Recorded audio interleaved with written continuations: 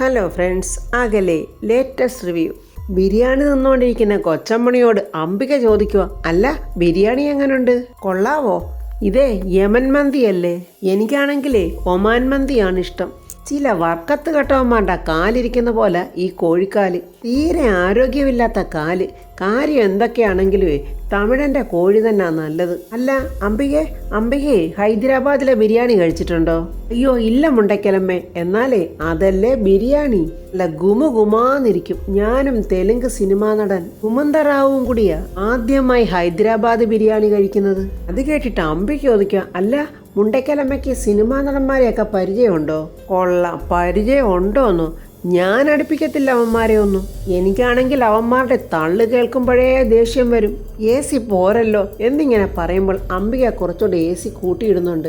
എന്നിട്ട് അംബിക പറയാ, ഞാൻ വല്യമ്മ പരിചയപ്പെടാൻ കുറച്ച് വൈകിപ്പോയി. നമ്മൾ കുറച്ചുകൂടി നേരത്തെ പരിചയപ്പെടേണ്ടതായിരുന്നു. ശരിയാ അംബികെ, അങ്ങനെയാണെങ്കിൽ നമുക്ക് കുറച്ചു പേരെയും കൂടെ കുതികാലി വെട്ടി മലർത്താമായിരുന്നു. എന്നാലും എൻ്റെ മുണ്ടക്കലമ്മയുടെ ആ കത്തെഴുത്തല്ലേ രണ്ടിൻ്റെ നടുവൊടിച്ചത്.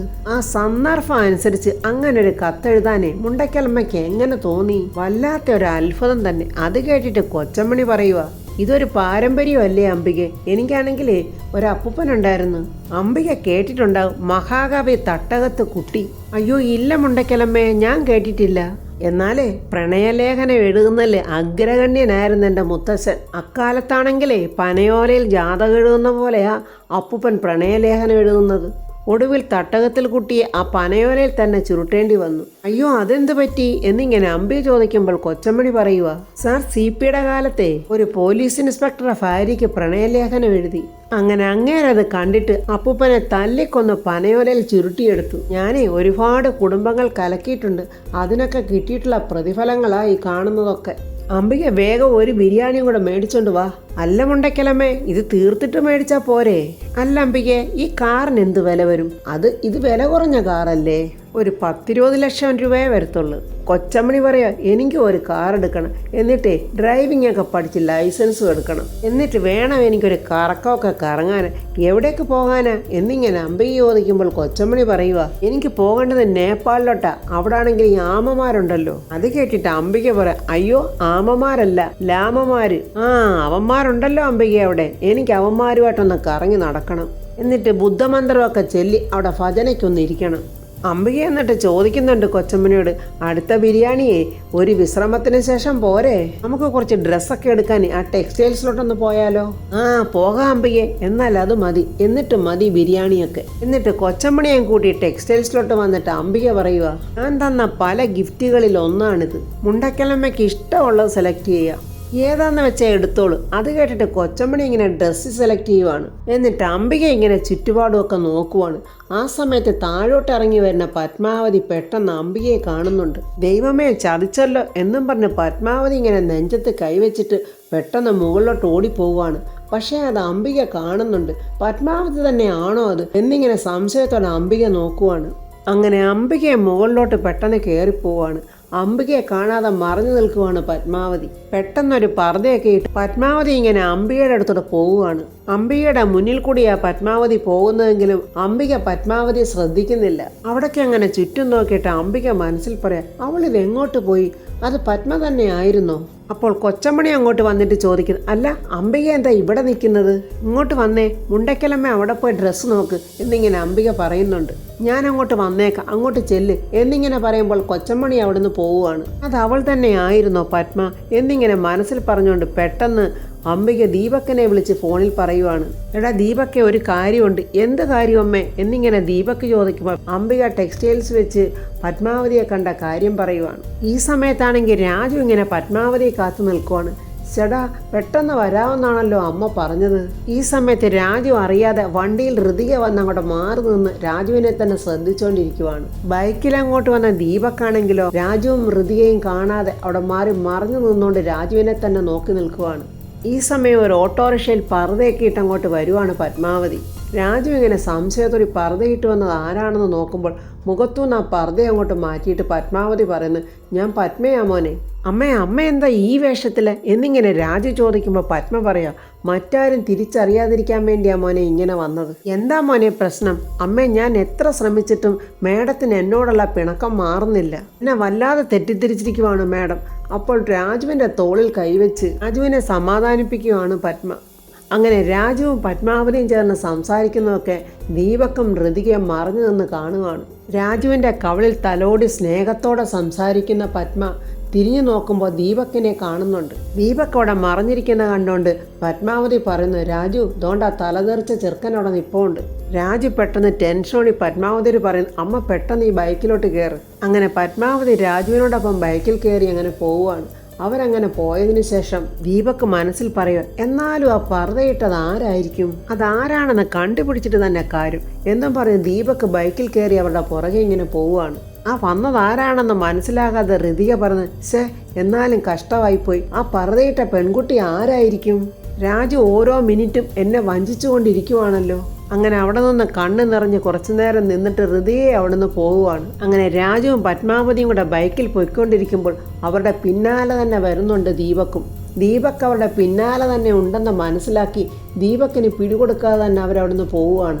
ദീപക് എന്നിട്ട് അമ്പിയോട് പറയാം, ഞാൻ കൃത്യസമയത്താണ് അവിടെ ചെന്നത്. എന്നെ അവിടെ കണ്ടതും അവനും അവളും കൂടി അവൻ്റെ ബൈക്കിൽ കയറി അങ്ങ് രക്ഷപ്പെട്ടു. നീ എന്ത് വടാ പറയുന്നു, അവനും അവളും കൂടിയോ എന്ന് വെച്ചാൽ? അമ്മയാ, രാജുവിനൊരു കാമുകിയുണ്ട്, അത് ഉറപ്പാ. നീ കണ്ടോ കാമുകി പർദ്ദയായിട്ടിരിക്കുന്നതെന്ന്? അതേ അമ്മേ, അവള് പർദ്ദയായിട്ടിരുന്നത്. എടാ മണ്ട, അത് അവൻ്റെ കാമുകിയൊന്നുമല്ല, അവളെ ഞാൻ ആ ടെക്സ്റ്റൈൽസ് വെച്ച് കണ്ടതാ. അത് പത്മ തന്നെ, അതിൽ യാതൊരു സംശയവും വേണ്ട. അപ്പോൾ ആ സമയത്ത് ഋതിക അങ്ങനെ ദേഷ്യത്തോടെ വരുവാണ്. ഋതിക അങ്ങനെ അംബികയും ദീപക്കിനെയും ശ്രദ്ധിക്കുന്നുണ്ട്.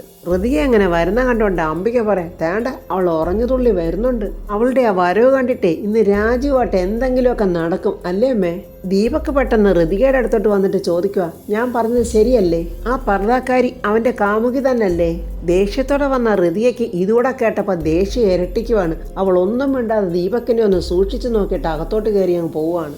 എന്തായാലും ആ പണിയേറ്റ് അവൾ എന്തായാലും ഇന്ന് അവനെ പൊരിക്കും എന്നിങ്ങനെ പറയുന്നുണ്ട് ദീപക്ക്. അംബിക പറയാ, എനിക്കതൊന്നും അല്ല മോനെ പ്രശ്നം.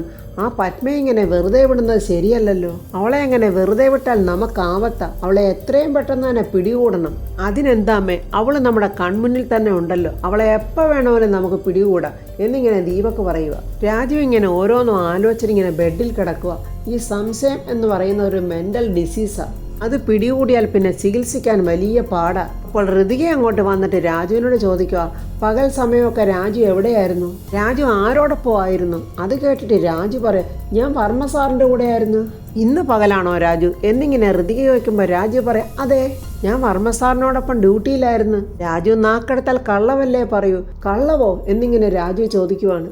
അതേ രാജു, കള്ളം, പച്ചക്കള്ളം. രാജു എന്ന അച്ഛനോടൊപ്പം ഇല്ലായിരുന്നു. എന്തിനാ മേഡം എന്നെ ഇങ്ങനെ സംശയിക്കുന്നത്? ഞാൻ പിന്നെ എവിടെ പോകാനാ? ഞാൻ വർമ്മ സാറിനോടൊപ്പം ആയിരുന്നു. ഇത് കേട്ട് ഋതിക ദേഷ്യത്തോടെ അകത്തോട്ട് പോകുമ്പോൾ രാജു മനസ്സിൽ പറയുക, എന്ത് വന്നാലും കള്ളം മാത്രം പറയരുതെന്ന അച്ഛൻ എന്നെ പഠിപ്പിച്ചിരുന്നത്. എൻ്റെ ഈശ്വര, ഞാനിപ്പോൾ കള്ളം പറഞ്ഞു പോവുകയാണല്ലോ. അമ്മയുടെ കൂടെ ആയിരുന്നു എന്നുള്ള സത്യം പറയാനും പറ്റത്തില്ലല്ലോ. രാത്രിയിൽ ആ ഹോളിലിരുന്ന് രാജു ഇങ്ങനെ ആലോചിച്ചുകൊണ്ടിരിക്കുവാണ്. അടുത്തോട്ട് വന്നിട്ട് ശേഖരൻ ചോദിക്കുന്നു, എന്താ രാജു നീ ആലോചിച്ചുകൊണ്ടിരിക്കുന്നത്? ഒന്നുമില്ല ശേഖരൻ സാറേ, ഞാനിങ്ങനെ ചുമ്മാ.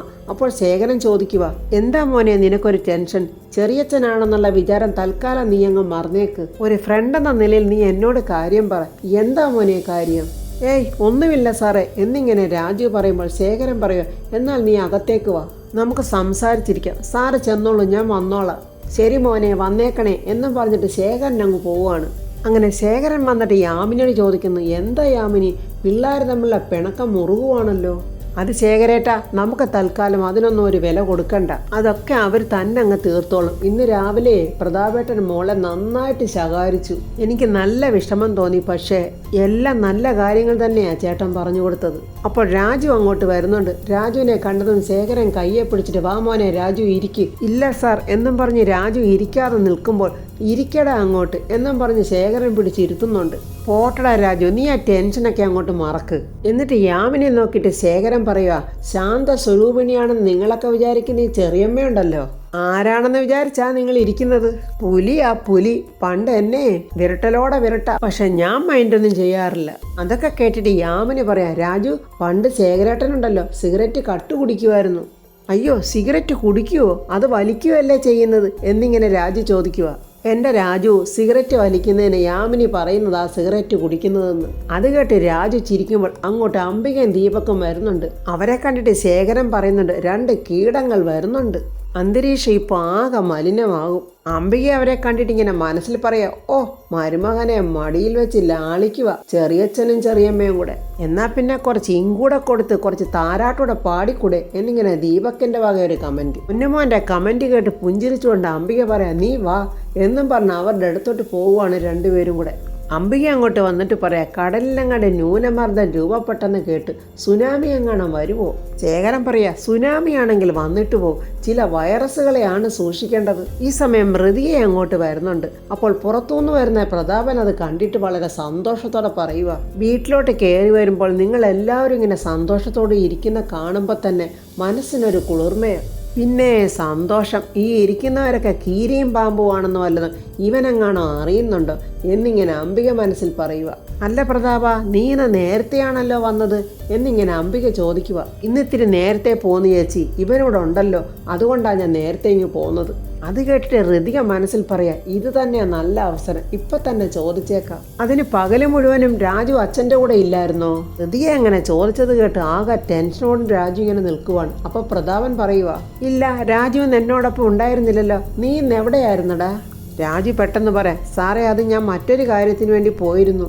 എന്നാൽ നിങ്ങളെല്ലാവരും കൂടെ സംസാരിച്ചിരിക്കും, ഞാനൊന്ന് ഫ്രഷായിട്ട് വരാം എന്നും പറഞ്ഞ് പ്രതാപൻ അകത്തോട്ട് കയറി പോവുകയാണ്. പ്രതാപനും കൂടെ അങ്ങനെ പറഞ്ഞത് കേട്ട് ഋതികയ്ക്ക് ഇങ്ങനെ ആകെ ദേഷ്യത്തോടെ രാജുവിനെ ഇങ്ങനെ നോക്കുവാണ്. അവരെല്ലാവരും ഋതികയും രാജുവിനെയും ശ്രദ്ധിക്കുന്നുണ്ട്. രാജുവിനെ സൂക്ഷിച്ചു നോക്കിയിട്ട് ഋതിക മനസ്സിൽ പറയുക, എല്ലാ കള്ളത്തരങ്ങളും ഞാൻ പൊളിക്കും. അങ്ങനെ ദേഷ്യത്തോടെ ഋതിക അകത്തോട്ട് പോകുമ്പോൾ വളരെ സന്തോഷത്തോടെ അമ്മയും മകനും ഇങ്ങനെ പുഞ്ചിരിച്ചുകൊണ്ട് മുഖത്തോട് മുഖം നോക്കി ഇരിക്കുക. ഈ സമയത്ത് രാജു ഇങ്ങനെ ആകെ ടെൻഷനോടെ നിൽക്കുക. അത് ശേഖരൻ ശ്രദ്ധിക്കുന്നുണ്ട്. എൻ്റെ ദൈവമേ, എന്ത് ചെയ്താലും കുരുക്കാവുകയാണല്ലോ എന്നിങ്ങനെ രാജു മനസ്സിൽ ചിന്തിക്കുന്നു.